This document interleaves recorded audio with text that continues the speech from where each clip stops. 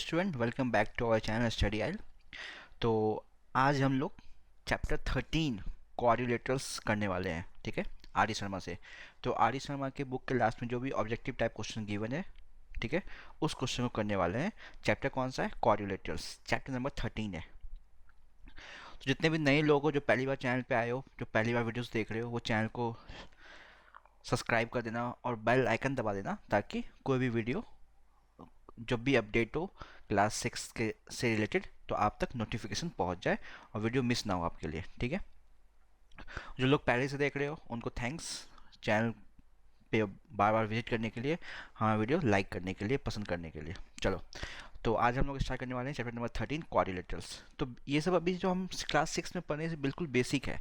ठीक है, बस समझ रहे हैं कोऑर्डिनेटर्स क्या होता है। पिछले लेक्चर में हमने ट्राइंगल्स पढ़ा था। ठीक है, तो हम बेसिकली शेप्स देख रहे हैं। शेप्स, इन सब शेप्स में क्या होता है, कौन से एलिमेंट होते हैं, ठीक है, क्या क्या साइड्स, कितने साइड्स होते हैं, कितने एंगल्स होते हैं, कौन से कोऑर्डिनेटर को क्या बोलते हैं। बेसिकली हम लोग सिर्फ बेसिक पढ़ रहे हैं। ठीक है, तो इन सब बेसिक का आगे तो यूज़ होगा ही होगा, प्लस ज़्यादा पढ़ोगे इसके बारे में। कोऑर्डिनेटर 7th में भी आएगा, 8 में भी आएगा, ये चलता रहेगा। ठीक है, लेकिन हाँ, जो बेसिक अभी पढ़ोगे वो सब तो रहेगा ही। ऐसा नहीं है कि इन सबको भूलना है, ये सब हमें आगे कैरी फॉरवर्ड करना है नेक्स्ट क्लास के लिए भी। चलो, तो स्टार्ट करते हैं। क्वेश्चन नंबर 1 देखते हैं हमारा। तो 1 क्या कह रहा है? A coordinator having one and only one pair of parallel sides is called. ठीक है, बेसिकली हम क्लासिफिकेशन पूछा कोऑर्डिनेटर का। तो कोई भी कोऑर्डिनेटर सिर्फ जिसमें एक ही पेयर ऑफ पैरेलल लाइंस हो, उसे हम कहते हैं ट्रेपीजियम। उसे कहते हैं हम ट्रेपीजियम। ट्रेपीजियम कैसा होता है? ट्रेपीजियम ऐसा होता है। इन जनरल ट्रेपीजियम यही होता है। ठीक है, ये होता है ट्रेपीजियम। इसमें क्या होता है, एक साइड वन पेयर जो होता है वो पैरेलल होता है। तो यहाँ पे A B parallel C D होगा। अगर ऐसा कोई भी क्वाड्रिलेटरल दिख रहा है जिसमें सिर्फ एक ही पेयर पैरेलल लाइंस है, जैसे ए बी साइड्स और डी सी साइड, एक पेयर बना, पेयर मतलब टू, तो ये दो साइड्स आपस में पैरेलल हैं बस। तो एक ही पेयर हमें मिला जो कि पैरेलल है, तो उसे कहते हैं ट्रेपीजियम। बाकी पैरेललोग्राम, रोम्बस, काइट में दो पेयर होते हैं। ठीक है, नेक्स्ट क्वेश्चन नंबर 2 पे आते हैं। A coordinator whose opposite sides are parallel, जिसका अपोजिट साइड्स पैरेलल हो, वो क्या कहलाएगा? ठीक है, तो कोई भी कोऑर्डिनेटर जिसका अपोजिट साइड्स पैरेलल हो उसको हम क्या बोलेंगे, ये पूछा गया है। तो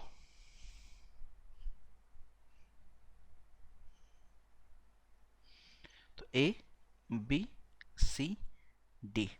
ठीक है, तो जिसमें दोनों अपोजिट साइड्स पैरेलल होते हैं, इसमें A B parallel C D होगा, यहाँ पे A B parallel C D होगा and A D parallel B C होगा।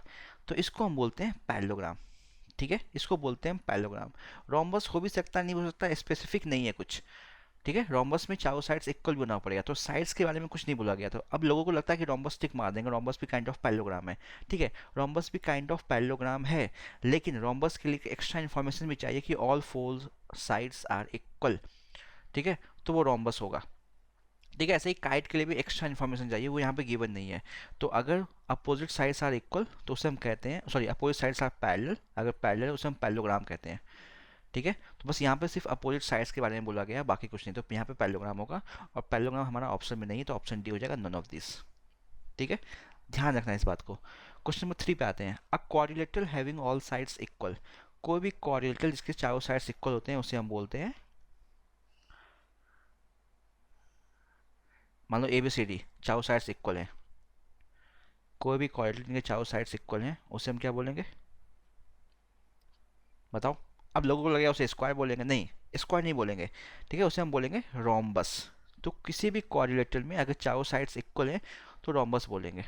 ठीक है, अगर चारों साइड्स इक्वल गिवन है और एक एंगल 90 गिवन है तो स्क्वायर हो जाएगा। तो स्क्वायर के लिए अगेन एक्स्ट्रा इन्फॉर्मेशन चाहिए हमें। ठीक है, क्या चाहिए कि चारों साइड्स इक्वल हो और कम से कम एक एंगल 90 हो। अगर एक एंगल 90 होगा तो बाकी के तीन अपने आप 90 हो जाएंगे। ठीक है, तो यहाँ पे सिर्फ बोला गया है हैविंग ऑल साइड्स इक्वल, बस, उसके अलावा कुछ नहीं बोला गया, सिर्फ साइड्स इक्वल है। तो अगर चारों साइड्स इक्वल है उसे रोम्बस बोलते हैं, स्क्वायर मत बोलना। ठीक है, क्वेश्चन नंबर 4 पे चलते हैं। 4 में क्या कह रहा है? 4 में देखो, a quadrilateral whose each angle is a right angle, जिसके हर एक एंगल, उसका हर एक एंगल राइट एंगल मतलब 90 डिग्री हो।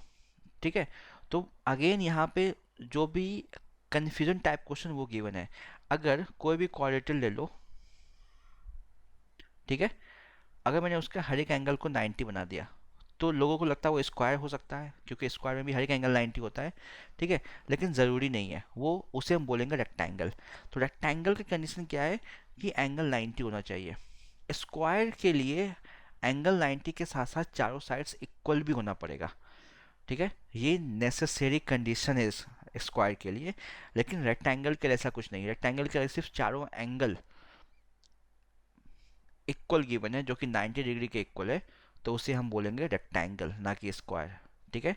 अगर कोई भी रेक्टेंगल जिसका साइड्स चारों साइड्स इक्वल है तो उसे स्क्वायर बोलेंगे, या कोई भी क्वाड्रिलेटरल जिसमें चारों एंगल 90 हो और चारों साइड्स इक्वल हो तो उसे हम स्क्वायर बोलेंगे, ठीक है। तो यहाँ हम सिर्फ रेक्टेंगल बोलेंगे, क्यों? क्योंकि सिर्फ एंगल राइट एंगल गिवन है, बस। क्लियर है? क्वेश्चन नंबर 5 पे आते हैं। A quadrilateral whose each angle is a right angle and whose all sides are equal. तो यहाँ पे देखो एक्स्ट्रा इन्फॉर्मेशन भी गिवन है। वो कह रहा है कोई भी क्वाड्रिलेटरल जिसके चारों साइड्स इक्वल है और एंगल भी 90 के इक्वल है। तो यहाँ पे क्या गिवन है, ये चारों साइड्स आपस में इक्वल भी है, ठीक है, और एंगल भी 90 है, तो इसे हम बोलेंगे स्क्वायर।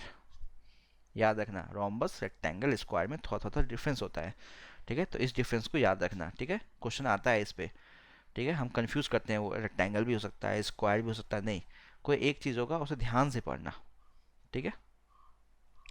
चलते क्वेश्चन नंबर 6 पे अपने।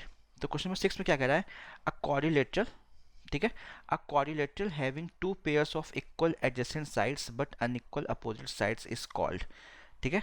अब देखो ध्यान से पढ़ो, अ quadrilateral having two pairs of equal adjacent side, यहाँ पे एडजेसेंट साइड इक्वल है, ये होता है एडजेसेंट साइड जो साथ में आते हैं, ठीक है। तो यहाँ पे गिवन है ये साइड इसके इक्वल है और ये साइड इसके इक्वल है। तो अगर किसी भी क्वाड्रिलेटरल में एडजेसेंट साइड इक्वल होता है तो उसे हम बोलते हैं काइट, ठीक है। तो kite is a special type of quadrilateral in which adjacent sides are equal. तो एडजेसेंट साइड इक्वल होगा, ठीक है। अब कोई जरूरी नहीं कि ऐसा ही हो, ऐसा भी हो सकता है, ये साइड इसके इक्वल है और ये साइड इसके इक्वल है, तो ये भी एडजेसेंट साइड है, ठीक है, तो वो बनेगा काइट। तो kite is a quadrilateral in which adjacent side, adjacent मतलब जो साथ साथ आ रहे हैं साइड्स, अपोजिट साइड्स नहीं, जो एक साथ आ रहे हैं, वो एडजेसेंट साइड इक्वल होनी चाहिए, ठीक है। तो पेयर ऑफ, तो दो पेयर बनेगा एडजेसेंट साइड का, वो दोनों इक्वल होने चाहिए, उसे हम काइट बोलेंगे। क्वेश्चन नंबर 7 पे चलते हैं। A diagonal of a quadrilateral bisect each other. This quadrilateral is a, ठीक है, कोई भी special type of quadrilateral given है, ठीक है, कोई भी क्वाड्रिलेटरल है उसमें क्या है, डायगोनल एक दूसरे को बाइसेक्ट कर रहा है, ठीक है, बस इतना ही इन्फॉर्मेशन गिवन है। तो ऐसा सिर्फ ये गिवन है, कोई क्वाड्रिलेटरल है डायगोनल बाइसेक्ट कर रहा है, ठीक है, तो उसे हम बोलेंगे रेक्टेंगल, ठीक है, उसे हम बोलेंगे यहाँ पे रेक्टेंगल, ठीक है, याद रखना। तो कोई भी क्वाड्रिलेटरल जिसके डायगोनल एक दूसरे को बाइसेक्ट कर रहे हो उसे हम बोलेंगे रेक्टेंगल। सिर्फ रेक्टेंगल में ऐसा होता है नहीं, लेकिन यहाँ ऑप्शन के अकॉर्डिंग हम उसे रेक्टेंगल बोल सकते हैं। सिर्फ रेक्टेंगल में नहीं होगा, यहाँ पे काइट में नहीं होगा, ट्रेपीजियम में नहीं होगा, स्क्वायर में भी बाइसेक्ट करता है, 90 पे बाइसेक्ट करता है, ठीक है, रोम्बस में 90 पे इंटरसेक्ट करता है, ठीक है। तो इन्फॉर्मेशन अलग अलग है, हमें ध्यान से उसे पढ़ना होता है, ध्यान देना होता है, क्लियर है? तो ध्यान देना क्या बोलना चाह रहा है। तो यहाँ पर रेक्टेंगल अप्रोप्रिएट ऑप्शन है, तो रेक्टेंगल पे टिक लगाएंगे, बाकी स्क्वायर में भी होता है, रोम्बस में परपेंडिकुलर होता है, पैरेललोग्राम में भी बाइसेक्ट करता है, तो यहाँ पैरेललोग्राम ऑप्शन में नहीं है, ऑप्शन में है रेक्टेंगल। तो रेक्टेंगल क्या है, स्पेशल टाइप ऑफ पैरेललोग्राम है, rectangle is a special type of parallelogram, ठीक है। तो मैं यहाँ पे क्वेश्चन करा रहा हूँ आपको सिर्फ, तो इतना डिटेल में नहीं जा रहा हूँ, बाकी जब मैं चैप्टर के नोट्स जब आपको वीडियो प्रोवाइड कराऊंगा उसमें आपको डिटेल में समझ में आ जाएगा क्या क्या होता है। क्वेश्चन नंबर 8 पे आते हैं। क्वेश्चन नंबर 8 में क्या हो रहा है, if the diagonals of a quadrilateral bisect each other at right angles. अब देखो पिछले वाले ऊपर वाले क्वेश्चन 7 में सिर्फ बाइसेक्ट था, इसमें क्या है, bisect each other at right angles. एक एक्स्ट्रा इन्फॉर्मेशन भी गिवन है यहाँ पे कि बाइसेक्ट तो करेगा, और कैसे करेगा, एक दूसरे को 90 डिग्री पे बाइसेक्ट करेगा, ठीक है, बाइसेक्ट तो कर रहा है लेकिन 90 डिग्री पे बाइसेक्ट कर रहा है। तो रेक्टेंगल पे बाइसेक्ट करता है, 90 पे नहीं करता, रोम्बस में 90 पे बाइसेक्ट करता है, तो इसका ऑप्शन हो जाएगा रोम्बस, ठीक है। तो याद रखना रोम्बस और स्क्वायर में 90 पे बाइसेक्ट करता है और रेक्टेंगल और पैरेललोग्राम में सिर्फ बाइसेक्ट करता है, ठीक है, याद रहेगा, रोम्बस और स्क्वायर, ठीक है, रोम्बस एंड स्क्वायर में 90 डिग्री पे बाइसेक्ट करता है, जो एक दूसरे, जैसे मान लो स्क्वायर ले लो, जब डायगोनल बाइसेक्ट करेगा ना एक दूसरे को, तो ये 90 बनेगा यहाँ पे। बाइसेक्ट मतलब दो इक्वल पार्ट में डिवाइड करना, बाइसेक्ट मतलब दो इक्वल पार्ट में डिवाइड करना। तो जब सिर्फ बाइसेक्ट करेगा तो वो या तो पैरेललोग्राम हो सकता है या तो रेक्टेंगल हो सकता है। अगर 90 पे बाइसेक्ट कर रहा है वो या तो रोम्बस होगा या तो स्क्वायर होगा। तो यहाँ ऑप्शन में रोम्बस है तो रोम्बस से टिक लगाएंगे। चलते हैं क्वेश्चन नंबर 9 पे। 9 क्या कह रहा है, एन आइसोसेलेस ट्रेपीजियम हैज़। अब ट्रेपीजियम में हमने क्या पढ़ा है, ट्रेपीजियम में हमने पढ़ा है एक पेयर, एक अपोजिट पेयर जो होता है वो पैरेलल होता है, उसे ट्रेपीजियम में बोलते हैं, ठीक है। लेकिन आइसोसेलेस में क्या होगा, एक अपोजिट पेयर पैरेलल होगा, जो नॉन पैरेलल साइड्स है, यहाँ पे ए बी, ए डी और B C non parallel sides हैं, वो इक्वल होते हैं, तो उसे कहेंगे आइसोसेलेस ट्रेपीजियम, ठीक है। तो non parallel sides are equal, तो यहाँ पे ए डी और B C non parallel sides हैं, वो इक्वल हो जाएंगे, ठीक है। एक पेयर पैरेलल होगा और जो नॉन पेयर बचा, नॉन नॉन पैरेलल पेयर बचा, नॉन पैरेलल पेयर वो कौन सा बचा, ए बी और डी सी, तो वो ए डी और बी सी, तो ए डी और बी सी क्या हो जाएंगे, इक्वल हो जाएंगे। तो आइसोसेलेस का मतलब होता है दो साइड्स इक्वल, तो इसमें कौन से दो साइड्स हैं जो पैरेलल नहीं है वो इक्वल हो जाएंगे, ठीक है। तो बस ये लास्ट क्वेश्चन था कोऑर्डिनेटर स्ट्रक्चर से। तो उम्मीद है आपको समझ में आया होगा।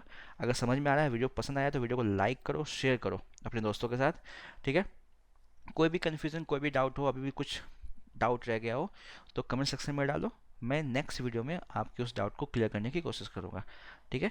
तो मिलते हैं अपनी जल्दी से नेक्स्ट वीडियो में, ठीक है। जब तक के लिए चैनल को जिसने सब्सक्राइब नहीं किया सब्सक्राइब कर दो और बेल आइकन दबा दो, ताकि जैसे नेक्स्ट चैप्टर का वीडियो अपलोड हो आप तक नोटिफिकेशन पहुंच जाए। ओके, चलो आज के लिए इतना ही, जल्दी मिलते हैं नेक्स्ट वीडियो में। Okay, bye, take care.